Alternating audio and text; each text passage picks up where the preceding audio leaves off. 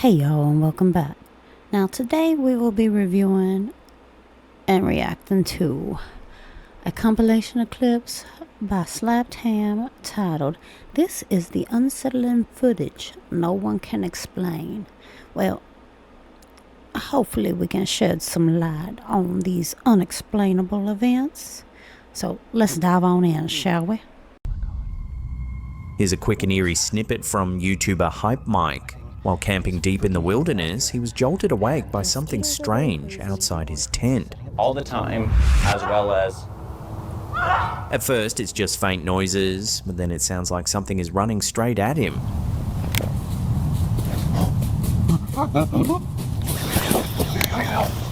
You can clearly hear footsteps pounding the ground, mixed with low moans and unsettling grunts, circling the tent in the darkness.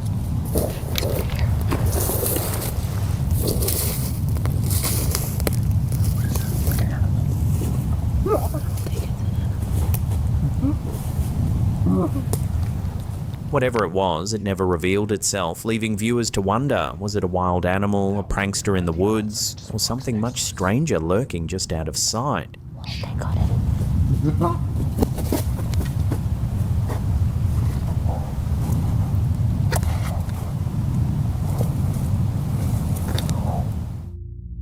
Now, I played this one a couple of times just to hear the sounds and everything, and honestly, it kind of reminds me of those turkey calls, you know?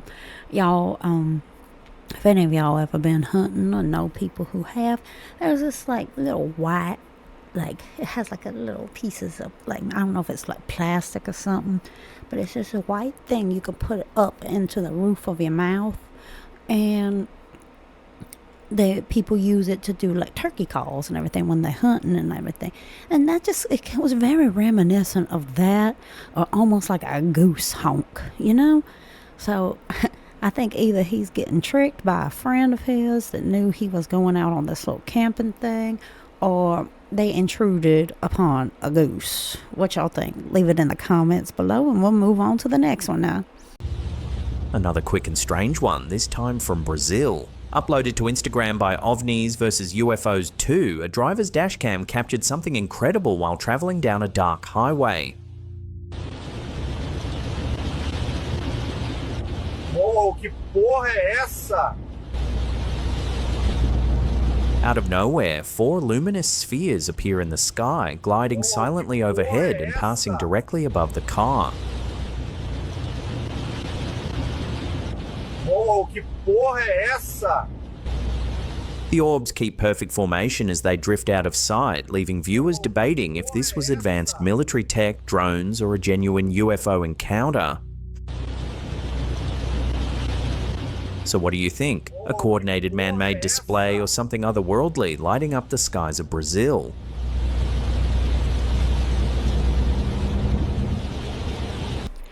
Now, I did a reaction video to a Surf Spooks video titled about how rural roads are terrifying. I can't remember the title off the top of my head, but it is there, and it talks about rural roads and how terrifying they are. Plus, I gave my own stories of interesting, strange occurrences that's happened on a rural road to myself as well as my sister. And you know, I watched this one a couple of times just simply because at first I was thinking maybe, oh, this person's going down a road and there was like, you know, something with how maybe the poor quality of lights, because you go down any rural road or any highway in general in the United States and you can have instances where all the sodium lights are completely dark except say for maybe 1 or 2, and they stretched out maybe a mile or 2 between them. And I was thinking, at first of all, it's kind of strange that there's several lights right there in that one spot. And I looked at the spot really close because, you know, it's all rainy and everything, and he's got his windshield blades going and everything. And I was looking for maybe some sort of like arch that maybe those lights are on. You know how like y'all seen on highways and everything like that, where they got the billboards telling you to get off on a certain exit and everything, and they got the lights that kind of they shine towards those signs so you can see them from far away and everything. I was thinking maybe it was something like that, but just the way those were, it's very strange. And it's like, I didn't see any sort of archway, no bits of like metal poles or anything holding up these lights. And then I started thinking, well, maybe drones, right? But most commercial drones I heard of, like in terms of like, commercial, I'm not talking about like commercial airliner, where it's like JetBlue and things like that. I'm thinking more, when I say like a commercial drone, I'm thinking something that's going to be ready supplied for regular citizens like you and me, right? I'm not thinking, like military drones or anything like that, or Amazon drones, because they starting to do that Amazon delivery with drones and things like that. But I was thinking more so like, me, you going to a store and buying a drone, right? Now, those don't really work in the type of weather this gentleman or lady, I'm assuming it was a gentleman, I'm not too sure, probably going to be sitting there saying the wrong thing, but this person, how's that? I'll say this person is driving through this weather. It's not meant, like drones aren't meant for this kind of weather, So I'm thinking their sensors and everything, that could have been messed up and everything. The only ones I know that could come through like that would be more military drones, because they're more durable, right? So I'm not sure what he passed through. I'm thinking possibly could have been a drone, like a military drone and everything. But then I'm like, why would Brazil have a military drone just passing through a random road? But then again, why do we have them here in the United States too? So let me know in the comments below what y'all think this is, because this kind of stumps me a bit. I mean, like I say, I don't see anything like a structure like telephone pole or anything like that that would support sodium lights to, show the passage of the road and everything. So I'm kind of stumped here, but I want to kind of say probably maybe military drone maneuvers or something. But like I say, let me know in the comments below what y'all think, and we will move on to the next.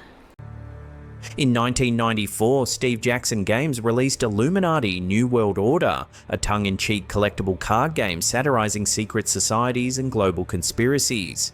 But decades later, the game has taken on a strange afterlife, with conspiracy theorists claiming its cards predicted real-world events. The deck included more than 400 cards, covering everything from disasters to politics. Among the most cited predictions is the terrorist nuke card, showing an explosion over a city skyline, compared by many to the 9/11 attacks. The epidemic card, featuring imagery of masks and medicine, is linked to COVID-19. Others point to cards of a charismatic leader addressing a crowd as an eerie match for Donald Trump's rallies. And now a new twist has emerged. One card titled "Enough is Enough" has been widely circulated alongside footage of Trump saying the same phrase during a speech. The title of the clip is also "Enough is Enough." The image on the card even resembles Trump's face. After the recent assassination of Charlie Kirk, conspiracy theorists have doubled down, noting that one of Kirk's final YouTube shorts before his death was this very "Enough is Enough" Trump clip, feeding claims that the card predicted not only Trump's rise but also deadly political unrest. Skeptics argue these links are coincidences. With hundreds of cards, many dealing with broad crises like war, disease, and protests, it's not surprising that some can be retrofitted to match history. Psychologists say this is a classic case of confirmation bias, pattern matching vague imagery to events after the fact. and some modern images circulating online are edits or fan-made overlays, making the predictions seem sharper than they were in the original 1994 deck. Still, the fascination endures. Whether it's 9/11, COVID, Trump rallies, or even the Kirk assassination, people continue to mine the Illuminati card game for prophecy.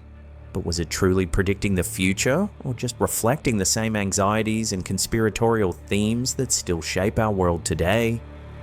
Now, we don't do politics on this channel here, so I'm going to keep this kind of brief with it in a sense of how people perceive things, right? So this video game, I don't have, not video game, sorry, I apologize. I have video games on the brain because I was thinking about some. But anyway, this board game, I don't ever really recall seeing it when I was growing up. Mind you, I was born in 83, so I should have obviously been aware of this board game. But anyway, besides the point,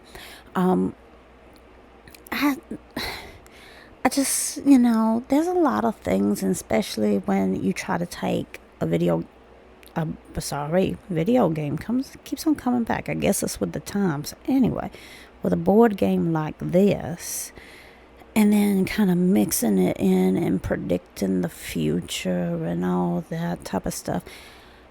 The thing of it is, history tends to repeat itself, and that seems like a running gag throughout history, right? And so I think it's just that we can see a lot of the things with our current times within these cards, so therefore our minds can think, oh my goodness, this was out in the 90s and it's predicting the future. But if y'all think about it, especially that epidemic card, right?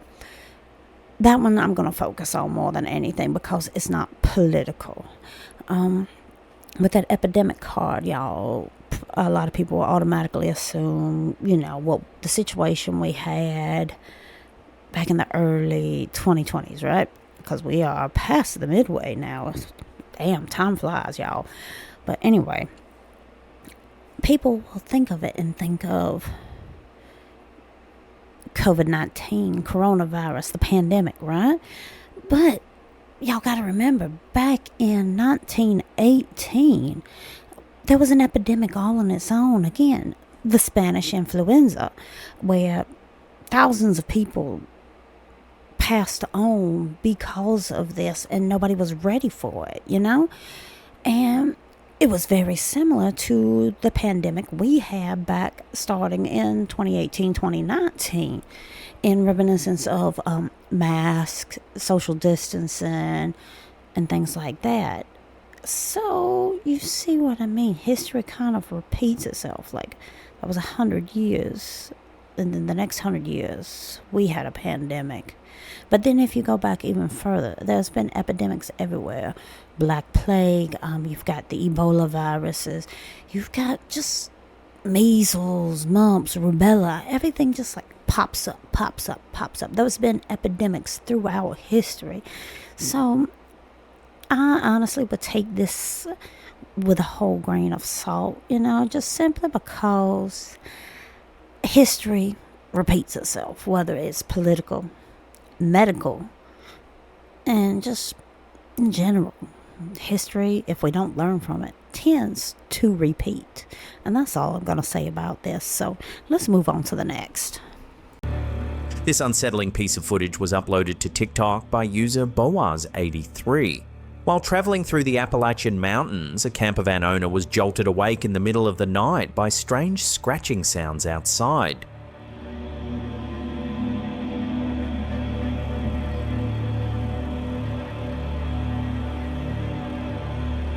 For a brief moment, its glowing eyes pierce through the darkness.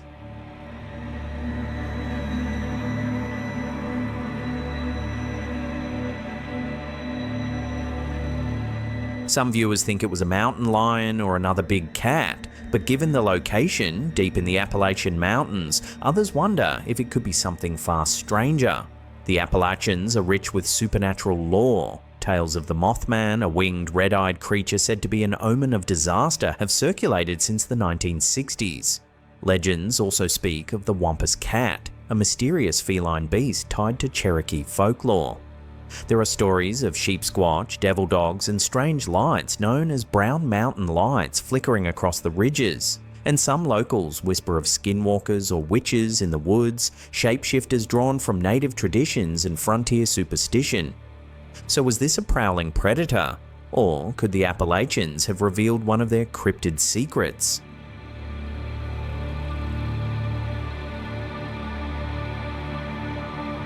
Now, I'm gonna be honest with y'all. As soon as I saw those eyes, I knew exactly what I was looking at and what was looking at me through that camera right there. And there's not a piece of footage that no one can explain, especially if y'all have ever seen this particular animal. Not in an enclosure, but in real life, stalking you out, you will never, ever forget the face of a mountain lion. I will tell y'all that right now. And that's all I wanted to say about this one, and we'll move on to the next one, alright? In 1882, Captain Morton and his family moved into a quiet Cheltenham home, only to find themselves at the centre of one of England's most documented hauntings. The chief witness was their 19-year-old daughter, Rosa C. Morton, scientifically trained, later a physician, who would go on to record dozens of encounters. The apparition was described as a tall woman in black, dressed in widow's weeds, often weeping into a handkerchief. She appeared at the head of the stairs in the drawing room or by the garden door, only to vanish. Solid enough to be mistaken for a living person, she gave an overwhelming impression of grief. Attempts to touch her failed, she would slip away or pass straight through walls. And Rosa wasn't alone. More than 20 independent witnesses, family, servants, neighbours, even passing visitors, reported seeing the spectral lady or hearing her presence. A charwoman followed her across the orchard until she simply melted into the air. Servants heard footsteps and turning door handles when no one was there. One maid was so terrified she suffered partial paralysis after an encounter. Dogs barked, growled, or cowered as though greeting, then fleeing from an unseen guest. The phenomena weren't just visual. Light, deliberate footsteps echoed through the halls. Bedroom doors rattled with knocks, dragging noises, and thuds. There were reports of a candle flame floating across a room without a candle to hold it. Rosa even tried experiments, stretching strings across the staircase. The ghost passed straight through without disturbing them. Investigators with the Society for Psychical Research gathered signed statements and letters, strengthening the case.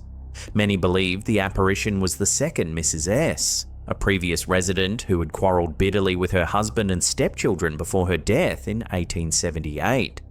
Her likeness matched the figure, and her anniversary was often marked by the ghost's reappearance. By the late 1880s, the sightings grew rarer, and by 1892 they had faded almost completely. Witnesses noted the ghost herself seemed to weaken with time. Once solid and lifelike, she eventually appeared only as a thin, shadow-like form. The Cheltenham ghost remains one of the most compelling cases in Victorian psychical research, a weeping widow who, for nearly a decade, refused to leave her troubled home behind.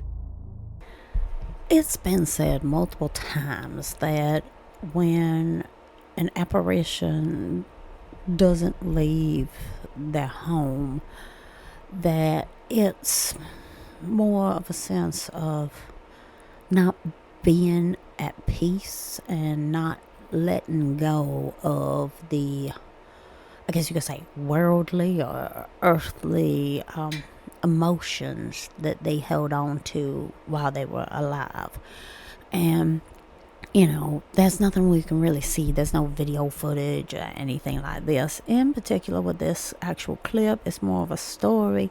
So I'm just gonna go and do some speculating on the possibility of why they had this sort of occurrence. Now, like I said, you know, it's said that they have an attachment, like a worldly attachment, and that's why they can't move on.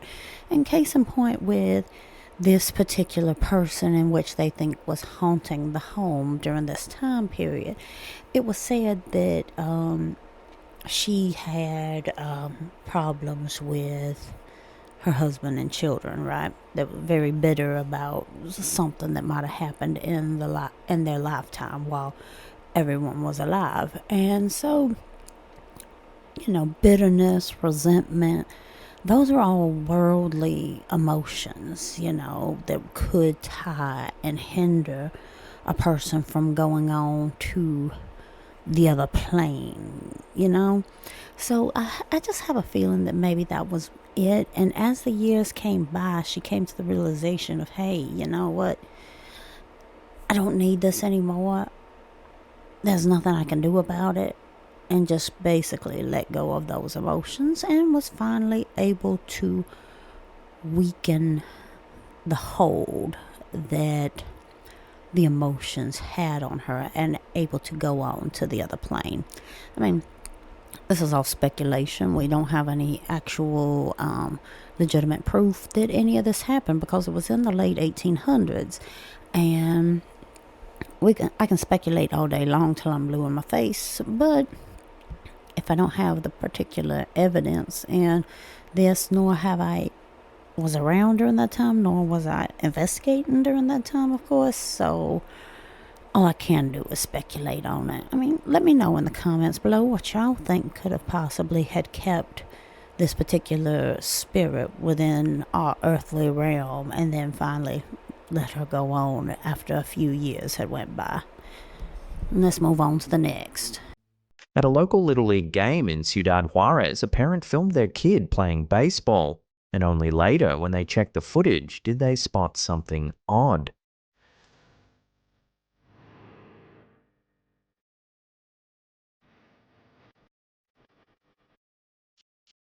In the clip, uploaded by Captain Zor, you can see the two strange figures at the rear of the field. They look translucent and flicker with light.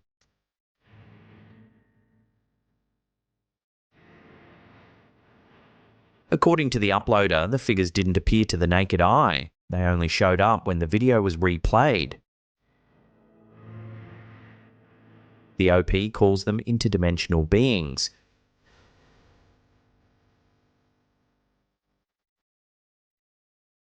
It's a spooky shot, brief, uncanny, and exactly the kind of thing that goes viral. But there are other possibilities to weigh. Video compression artifacts, lens reflections, double exposed frames, motion blur catching spectators mid-move, or even deliberate editing. What do you see? A camera quirk, a prank, or something that doesn't belong in our dimension?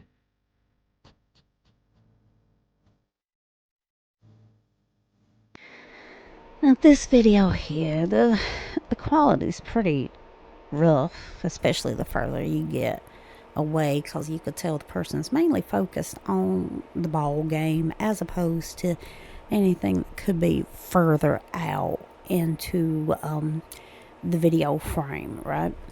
Because the more, when you focus on something directly, everything else kind of blurs and just kind of falls to the wayside a bit and looks a bit stranger than what it would appear, especially if you replay it and you see everything as a whole as opposed to what you're focusing on.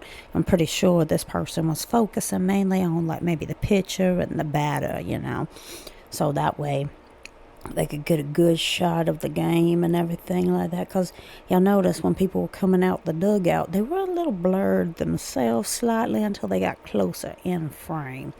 So I'm thinking with this one, the lights are throwing me off, that kind of like flickering and everything, because you wouldn't have, most of the uniforms from what I could see did not have anything remotely reflective in it, unless you got somebody out there wearing a clear poncho, and that'd be a little bit strange because nobody else is wearing it, and it doesn't look like there's actual rain going on, so it is a little bit strange. And I honestly, I did see something that looked like a second thing kind of going in and out towards the first thing that had the, flashy little lights every so often. But with the quality of it, I can't really tell. So I'm wondering if this was purposely done, just to kind of create a little bit of a sensation and everything. But they probably would have done it later and everything with the video editing, because this video looked like it said it was 2014 that this was made in. So it was probably had to be like an edit to do later that they did to be more recent and have it come out into a video like this so recently. Because if this came out back then, I think it would have been maybe shoved to the wayside slightly and everything. But I mean, let me know what y'all think. I mean, y'all think, of course, this is video editing, or do you think it was something with the compression with this film? Because I'm not going to say interdimensional beings, because even though I do believe in it, it's just very random they would be caught at this particular ball game, unless they really, really enjoy baseball. But let me know in the comments below and we'll move on. On November 28, 1980, West Yorkshire police officer Alan Godfrey was on patrol in the early hours searching for missing cows along Burnley Road in Todmorden. What began as a routine shift became one of Britain's most famous UFO cases. Ahead on the road, Godfrey saw what he first thought was a bus blocking his path. But as he got closer, he realised it was no bus. It was a diamond-shaped craft about 20 feet wide and hovering 5 feet above the ground. The object appeared to rotate at the base, while the top half stayed still, lined with dark panels like windows. Bushes nearby shook violently as if battered by wind, yet his car was silent and still. Godfrey tried to radio in, but got no response. As he began sketching the object, there was a flash of blinding light. And then, suddenly, he found himself driving 40 yards further up the road. Disoriented, his patrol car's lights off. When he returned to the spot, the wet road showed a dry, circular patch in a swirling pattern, with broken twigs scattered nearby. Though he thought only minutes had passed, back at the station nearly half an hour was gone. His boots were later found split at the soles as if he'd been dragged. Godfrey wasn't alone. Other police officers in Halifax and Greater Manchester reported strange blue pulsating lights darting across the sky at the same time. Civilian witnesses described brilliant white objects moving through the valley in the very direction Godfrey was travelling. 8 months later, under hypnosis, Godfrey recalled a bizarre scene, being in a room with a bearded man in biblical robes named Yosef and small robot-like beings with lamp-shaped heads. Details eerily similar to grey alien reports. But Godfrey himself admitted he couldn't be sure if this was memory, dream, or fantasy. After filing his official report, Godfrey's life took a darker turn. The Ministry of Defence denied ever receiving it despite multiple police submissions. Godfrey was hounded by harassment, placed under psychiatric evaluation, accused of fabricating stories, and even barred from entering his own station without escort.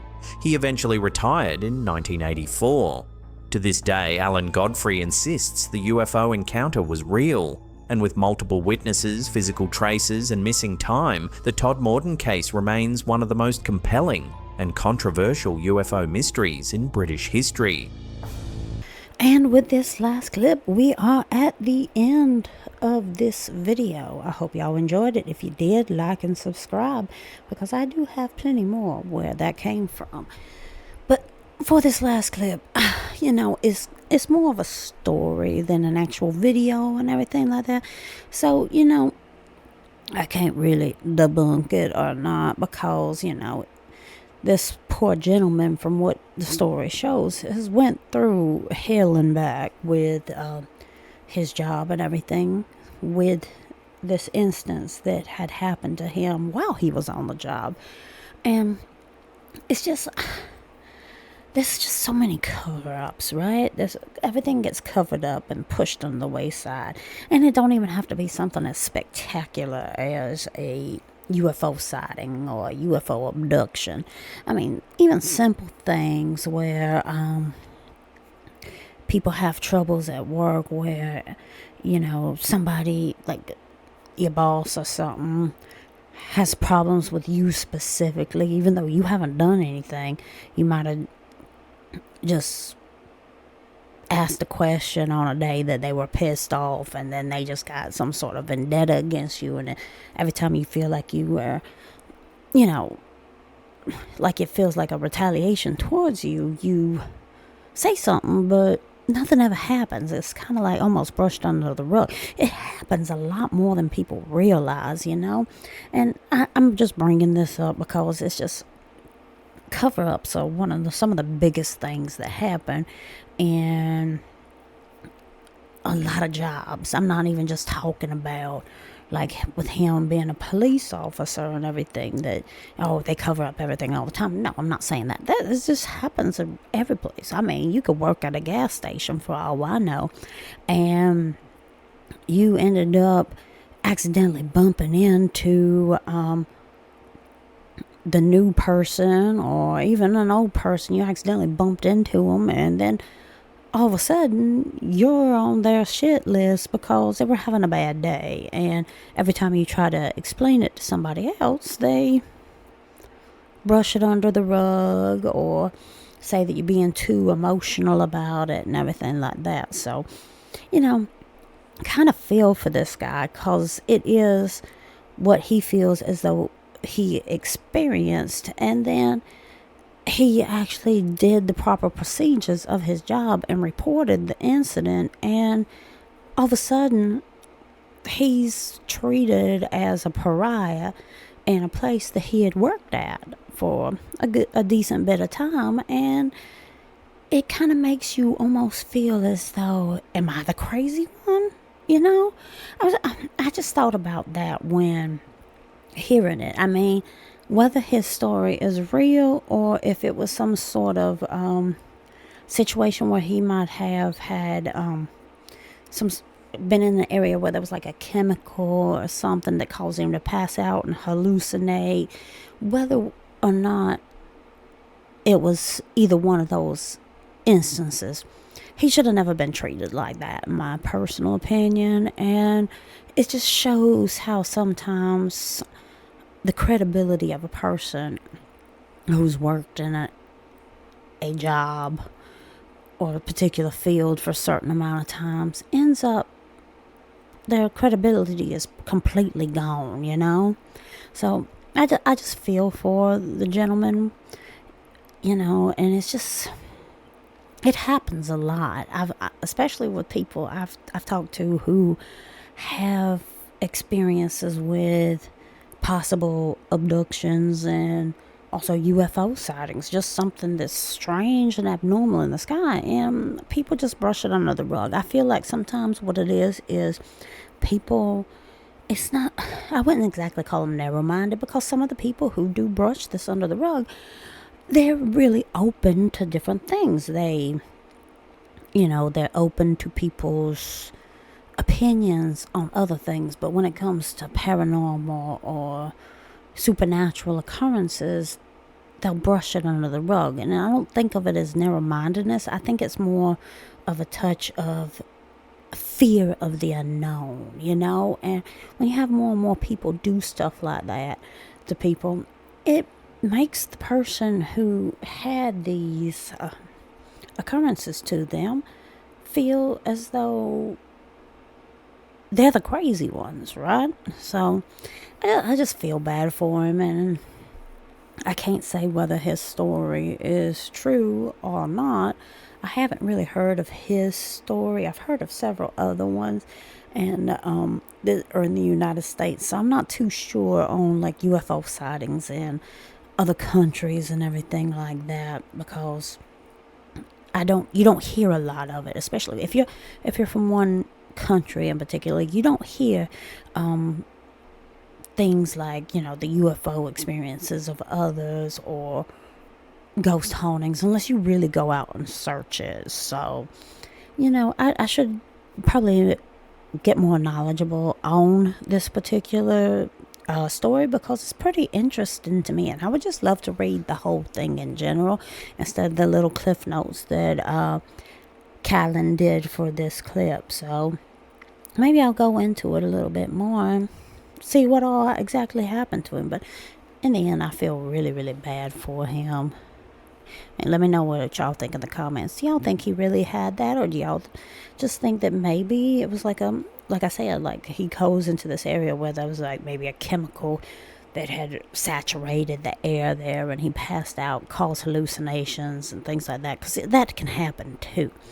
But I mean, let me know what y'all think about this. I mean, it's sad that it happened. If any of y'all had ever been through a situation where people have done such a thing like this, maybe not something that deals with paranormal or anything, but just had something happen and people brush it under the rug. I feel bad for y'all too if that ever happened, because it really makes you question your own self.